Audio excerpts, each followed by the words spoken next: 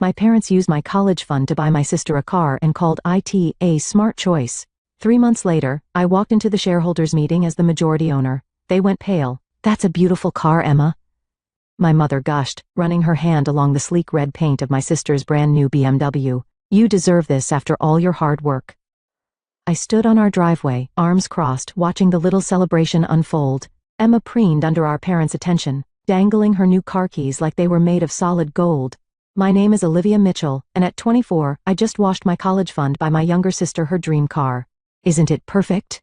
Emma squealed, her designer heels clicking against the concrete as she circled her new toy. "The dealership said it was the last one in this color. I just knew it had to be mine." Of course she did. Everything had to be Emma's. That's how it had always been in our family. Emma wanted, Emma got, even if what she wanted belonged to someone else. "Well, it was the smart decision," my father declared, putting his arm around Emma's shoulders. "Your sister clearly wasn't going to use that money for anything worthwhile. At least this way, it's not going to waste." I bit back a sharp reply.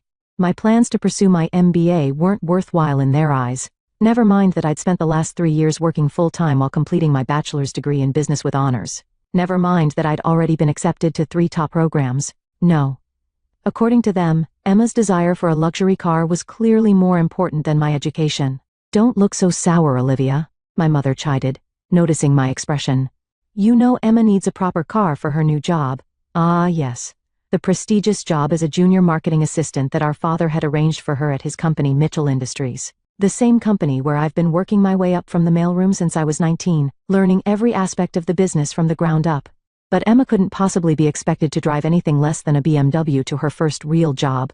"Of course," I said, keeping my voice carefully neutral. "Congratulations, Emma." She barely spared me a glance, too busy taking selfies with her new car.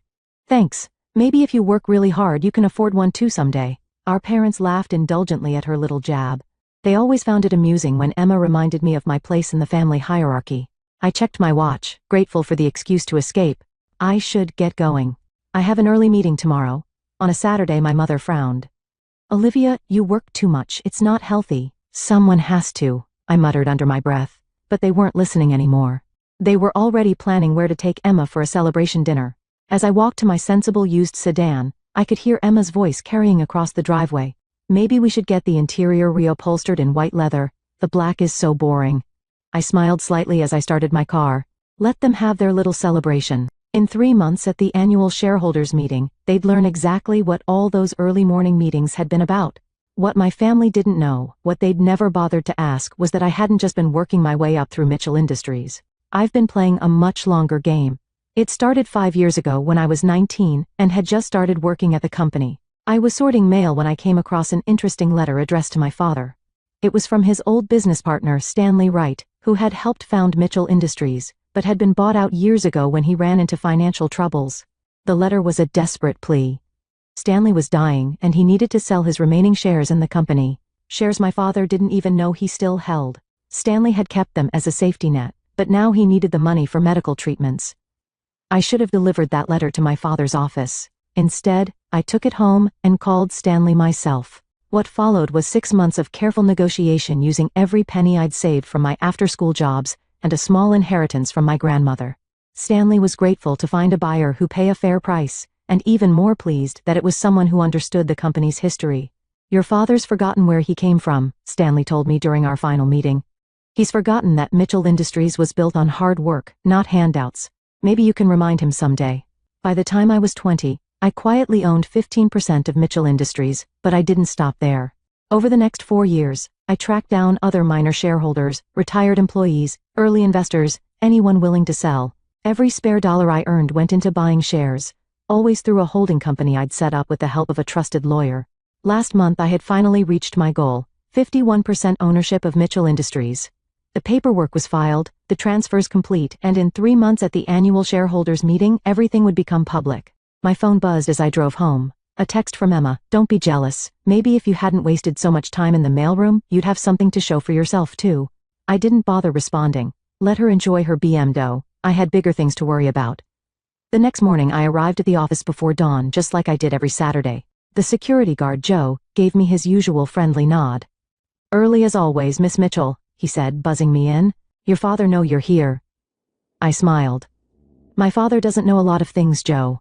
I made my way to my small office, not the corner office I deserve given my actual ownership stake, but the modest space befitting someone who'd wasted time in the mailroom. The walls were covered in organizational charts, workflow diagrams, and detailed notes about every aspect of Mitchell Industries operations. While Emma had been partying through college and my parents had been indulging her every whim, I had been learning, watching, planning. I knew every strength and weakness of the company my grandfather had built, and my father had nearly run into the ground with his poor decisions and nepotistic management style. My laptop pinged with an email from my lawyer, confirming that everything was in place for the shareholders meeting. I'd already arranged for several key board members to be there. Ones who'd been increasingly concerned about my father's leadership, but hadn't known there was an alternative. A knock at my door interrupted my thoughts. It was Sarah from accounting, one of the few people who had noticed my potential early on and had become a mentor of sorts. "I saw Emma's new car on Instagram," she said, closing the door behind her. "Your college fund?" I nodded. Sarah was one of the only people who knew the full truth about my situation. "Your father's going to regret that decision," she said, sitting down across from me. "Have you told them anything?" "Not a word," I replied, turning my laptop to show her the latest company financials. "Look at this. Third quarter profits are down 15% because Dad insisted on giving Emma's boyfriend's startup an exclusive contract. The board's getting restless." Sarah studied the numbers, shaking her head. "It's worse than I thought. You're sure you're ready for this?" I gestured to the walls covered in my research and planning. "I've been ready for years. The question is, are they ready for me?" "They're not," Sarah said with a small smile. "That's what makes this so interesting." The next few hours were spent reviewing reports and finalizing strategies. Around noon, my phone buzzed again. Another text from Emma. "Dad's taking me shopping for office furniture. He says I need something suitable for my new promotion." I raised an eyebrow at Sarah. "Did you hear about this promotion?" She rolled her eyes. "Your father announced it yesterday. Emma's going to be heading up the new marketing division. No experience required, apparently." "Of course," I said, turning back to my work. Heaven forbid she actually earned something. The rest of the day passed quickly, and by the time I left the office, I had everything in place for the next phase of my plan. As I walked to my car, I noticed Emma's new BMW parked in the executive spot my father had undoubtedly already assigned to her. 3 months, I thought to myself, in 3 months, everything would change. That evening I received an invitation to a family dinner, a celebration of Emma's promotion, no doubt. I considered declining, but there was no reason to make them suspicious now. Besides, I'd spent years sitting through their subtle jabs and not so subtle favoritism. What was one more dinner? I arrived at my parents' house exactly on time, walking into a scene that could have been plucked from any of our family gatherings over the past 2 decades. Emma was holding court in a living room, regaling our parents with stories about her first week at work. And then I told Jennifer, that dowdy woman from HR, that her presentation needed more pizzas. She seemed upset, but Daddy agreed with me. "Didn't you, Daddy?" My father beamed at her. "Of course, Princess. You have natural leadership instincts." I took a seat quietly, wondering if anyone else noticed the irony of praising leadership instincts in someone who'd never led anything in her life. "Oh, Olivia," my mother said, finally noticing me. "You're here. We were just discussing Emma's wonderful ideas for restructuring the marketing department." "Fascinating," I murmured, accepting the glass of wine she handed me. "And what experience are you drawing from for these restructuring plans, Emma?" My sister's perfect smile faltered slightly. "Well, I took a marketing class last semester, and Daddy says sometimes fresh eyes are more valuable than experience." "How convenient," I said, taking a sip of wine. "Now, Olivia," my father warned, his tone carrying that familiar note of disappointment. "Don't be bitter just because your sister has vision. We can't all be natural leaders." I thought about the documents in my briefcase, the shares I quietly accumulated, the changes I was about to bring to Mitchell Industries. "No," I agreed softly. "We can't all be natural leaders. Some of us have to earn it." The next 2 weeks passed in a blur of preparation and careful observation. I watched from my modest office as Emma settled into her new role as marketing director, primarily by ordering expensive furniture and making longtime employees miserable. She made Jessica cry again. Sarah reported one morning, closing my office door with more force than necessary. 20 years of marketing experience, and your sister told her she doesn't understand modern consumers because she suggested our new campaign was over budget. I glanced up from the quarterly reports I was reviewing. "Let me guess, Dad sided with Emma?" "Naturally, he said Jessica needs to be more open to fresh perspectives." Sarah's air quotes dripped with sarcasm. "Half the marketing team is updating their resumes." I made a note in my planner. Good employees were hard to replace, and I'd need them when I took control. "Tell Jessica to hold off on any decisions until after the shareholders meeting. Things will be different then. Sarah gave me a knowing look. Speaking of which, your father's been asking questions about the proxy votes coming in. He seems nervous. He should be, I said, turning my laptop to show her the latest numbers. The board isn't happy about last quarter's performance. Add in Emma's promotion and the exodus of experienced employees. Perfect storm. Sarah finished studying the screen. You know they're going to fight back when they realize what's happening. I thought about my college fund now sitting in my sister's driveway, in the form of a red BMW. Let them try. That evening I was working late as usual when I heard voices from my father's office. The door was slightly ajar and I couldn't help overhearing the conversation. The board is getting restless, Richard, a male voice said. Probably James Henderson, one of the senior board members. These nepotistic appointments have to stop. Emma is perfectly qualified, my father insisted. She's bringing fresh energy to the company. Fresh energy doesn't make up for alienating our best employees. And now I'm hearing rumors about someone buying up shares. I smiled to myself as I gathered my things. The pieces were falling into place. The next morning I arrived to find Emma in my office, perched on my desk like she owned it. There you are. I need your help with something. I set my briefcase down carefully. What can I do for you, Emma? Daddy says you know all the boring operational stuff, she said, examining her manicure. I need you to redo these budget reports. They make my department look bad. I accepted the folder she thrust at me, opening it to find the marketing department's latest financial statements. The numbers were worse than I'd expected. I can't change financial reports, Emma. That would be fraud. She rolled her eyes. Don't be so dramatic. Just move some numbers around. No one actually reads these things anyway. The board does, I said quietly, and so do I. Whatever, she huffed, sliding off my desk. Just fix it.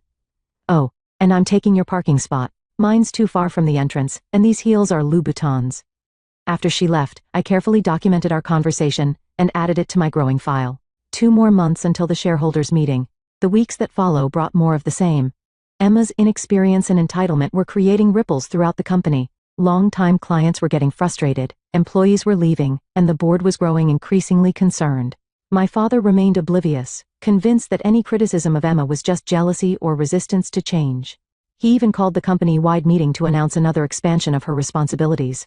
I sat in the back of the conference room watching, as he proudly introduced Emma's innovative new initiatives. My sister stood beside him basking in the attention, while confused and angry employees exchanged glances.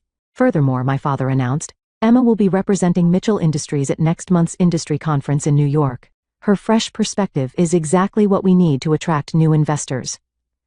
I made another note in my planner. The conference was just a week before the shareholders' meeting. Perfect timing. The day of Emma's presentation arrived. I watched the live stream from my office as she confidently took the stage wearing an outfit that cost more than most employees' monthly salaries. Mitchell Industries is entering a new era, she declared, clicking through slides that made financial analysts in the audience exchange alarmed looks. Under my leadership, we're going to revolutionize everything. I closed my laptop, unable to watch anymore. In 1 hour she had managed to tank our stock price and violate several SEC regulations. The shareholders' meeting couldn't come soon enough. That evening my father called an emergency family meeting. Emma had returned from New York early, her presentation having been cut short when several major investors walked out. I checked my watch. The board is already meeting. They called it an hour ago. My father's face paled. What? Why wasn't I informed? Because Dad, I said, standing up. I am 51% of Mitchell Industries, and the board just voted unanimously to support my appointment as CEO. The silence that followed was deafening. That's impossible, my father finally whispered. Is it? I asked. Did you ever wonder why Stanley Wright shares never showed up in your reports, or why so many small shareholders have been selling over the past few years? Did you even notice? You, Emma, pointed a shaking finger at me. You planned this. For 5 years, I confirmed. Ever since you started talking about how you were going to revolutionize the company, he knew nothing about. Ever since Dad made it clear that merit meant nothing compared to being his favorite. We gave you everything, my mother protested. No, I corrected her. You gave Emma everything, including my college fund. I built this myself 1 chair at a time, while you were all too busy celebrating her mediocrity to notice. My father stood up, his face red with anger. I won't allow this. You don't have a choice, I said, heading for the door. The shareholders' meeting is tomorrow at 9. I suggest you all be there. Professional dress code, Emma, no Louboutins. As I walked to my car, I could hear Emma's wails and my father's angry shouts. 5 years of careful planning of swallowing your insults and biding my time had led to this moment. Tomorrow, everything would change. The morning of the shareholders' meeting dawned bright and clear. I arrived at the office 2 hours early, taking a moment to appreciate the calm before the storm. The conference room was prepared, each place setting marked with detailed financial reports that told the story of Mitchell Industries' decline under my father's leadership. Sarah met me at the door, coffee in hand. "They're already here, your family. Your father's been trying to access the main conference room for the past hour." I smiled, accepting the coffee. "Good thing we changed the security codes last week. Are the board members ready? I'll confirm their attendance. And the press is gathering in the lobby."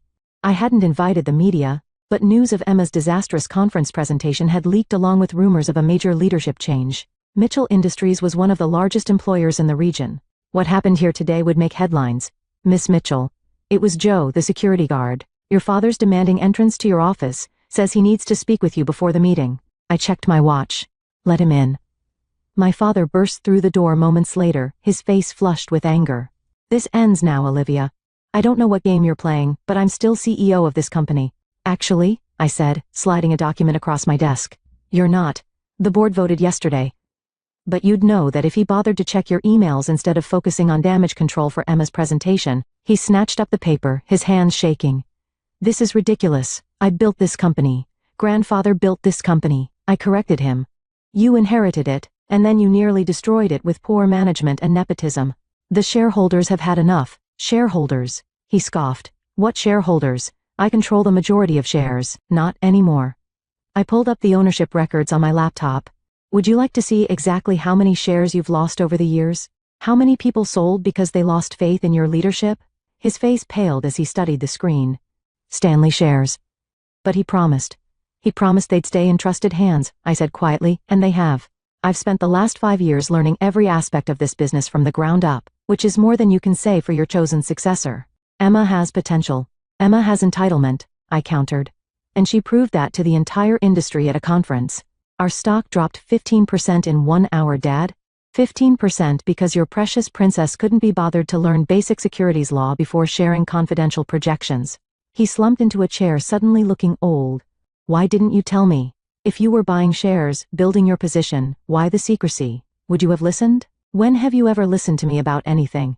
Before he could respond, my office door burst open again. Emma stormed in, followed by our mother. "Fix this," Emma demanded. "I've already announced my plans for the company. I have a vision." "Your vision tanked our stock price and violated SEC regulations," I said calmly. "The only reason we're not facing an investigation is because I spent all night doing damage control with our legal team." "That's not fair." "Daddy, tell her it's not fair."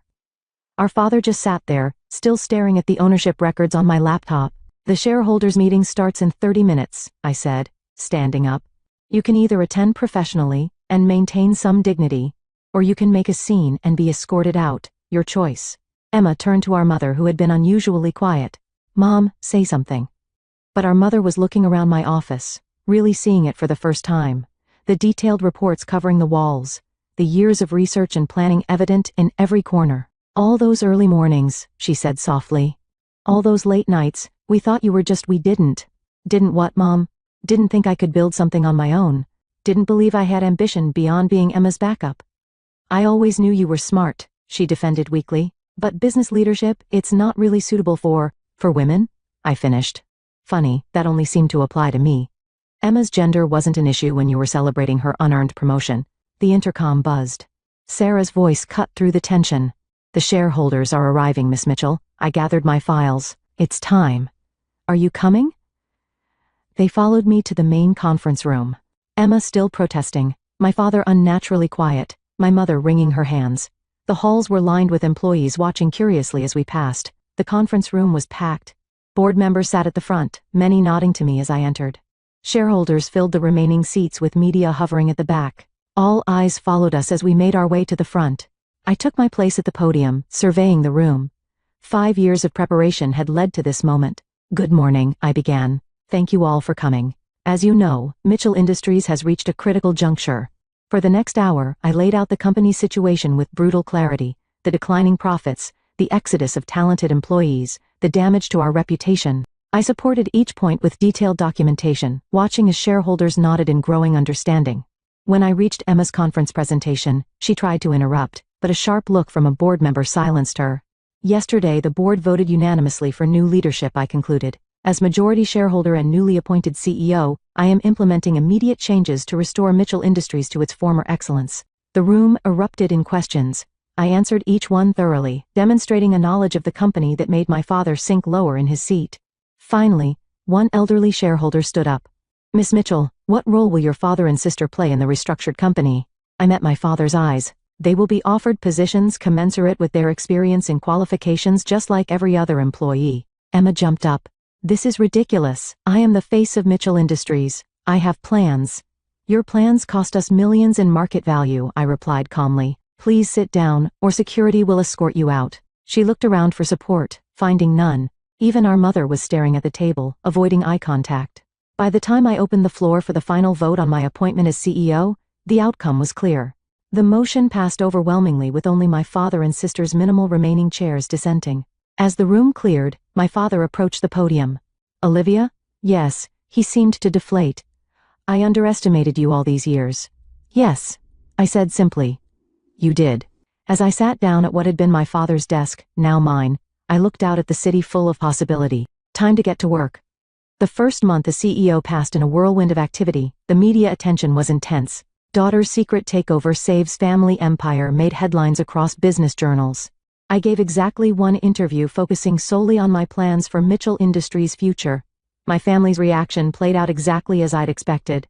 Emma launched a social media campaign, painting herself as the victim complete with tearful Instagram stories about betrayal. She had to return the BM dog and move back home with our parents when she could no longer afford her luxury apartment. Your sister's devastated, my mother said during one of her attempted guilt trips.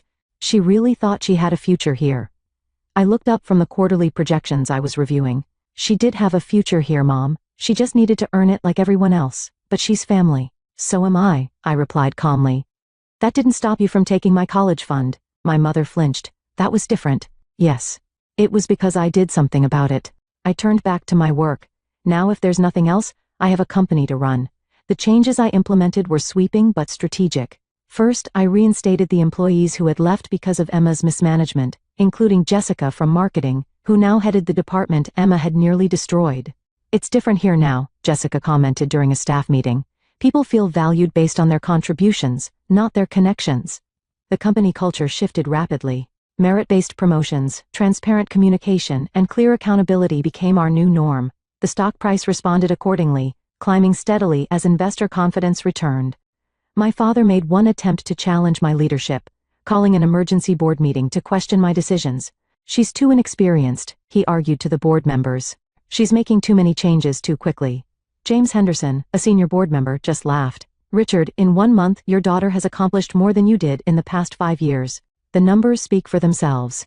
They showed in the latest financial reports, profits up 20%, employee retention improved, client confidence restored. The vote to maintain my leadership was unanimous. After the meeting, my father lingered in the boardroom. I still don't understand, he said quietly. How did you learn all this? I paid attention. I replied, gathering my files every day for 5 years, while you were focused on grooming Emma for a role she didn't earn. I was learning from the mailroom to the boardroom. I studied every aspect of this company. The real question is, why didn't you notice? He had no answer for that. 3 months into my tenure as CEO, I received an unexpected visitor. Stanley Wright, my father's old partner who had sold me his shares, asked to meet. I've been following the news, he said, settling into a chair in my office. The same office where my father had dismissed my ambitions for so many years. You've done exactly what I hoped you would. The company needed change, I said simply. He smiled. Yes, but more than that, it needed someone who understood its true value. Your grandfather built this company on principles, hard work, merit, integrity. Your father forgot those principles, but you embodied them. I thought about the long years of careful planning, of silent work and patient preparation. I had good teachers. Speaking of teachers, Stanley leaned forward. I hear you're starting a scholarship program. I nodded. The Mitchell Industries Future Leaders Scholarship, full college funding for employees' children who demonstrate academic excellence and work ethic. We've already selected our first 10 recipients. Your mother must love that, he said with a knowing look. I allowed myself a small smile. She called it wasteful, said I should be focusing on family first. And what did you tell her? That I am focusing on family, the Mitchell Industries family. Every employee here is part of building our future. After Stanley left, I walked through the office floors, observing the changes 6 months had brought. The atmosphere was energetic yet focused, with teams collaborating effectively and projects moving forward smoothly. Sarah fell into step beside me. You'll never guess who applied for an entry-level position in accounting. Who? Emma. I stopped walking. Really? Sarah nodded. Used your father's name as a reference. Want to see her application? In my office, I reviewed Emma's resume. It was sparse, no real experience, no relevant skills, just her incomplete marketing degree and her brief disastrous sting as our marketing director. She followed the proper application process?